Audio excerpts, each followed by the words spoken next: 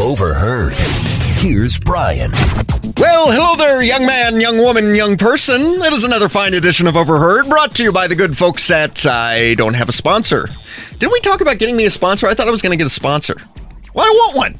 Give me a Senator Mazie Hirono was invited by the good, unbiased, fair-minded journalists of CNN to sit down and discuss Judge Brett Kavanaugh this week.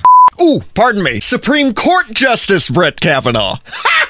Old Mays was asked about individuals with malfunctioning neural circuitry, commonly referred to as liberals, harassing conservatives at private establishments. The president and Republicans, what they are saying is that Democratic protesters are, quote, an angry mob. And what I want to ask... Now, wait a minute, how is that funny? Quote, an angry mob. It's like a needle skipping on a piece of vinyl. It's another thing to run senators out of restaurants, go to their homes. Is that going too far? I think that it just means that there are a lot of people who are very, very much motivated. So you're down with it then? Because when you look at white supremacists and all of that, this is what's coming.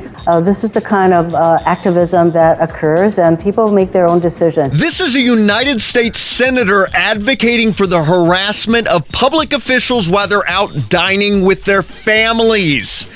You know, I actually had a dog named Maisie when I was a kid. Sweet pup. Wagged her tail all the time. Her fur was so fluffy. Got hit by a car, though. It was a real bummer. Well, if Senator Hirono is down with protests, then no doubt she's overwhelmed with pride by the actions of Antifa protesters in Portland who blocked traffic and almost started a riot Saturday during a march and vigil for Patrick Kimmons, a black Portland man shot by police on September the 30th after he allegedly shot two people and approached officers holding a gun.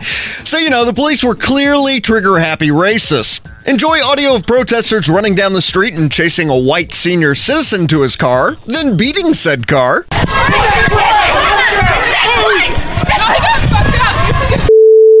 you just go. No, he needs to skate.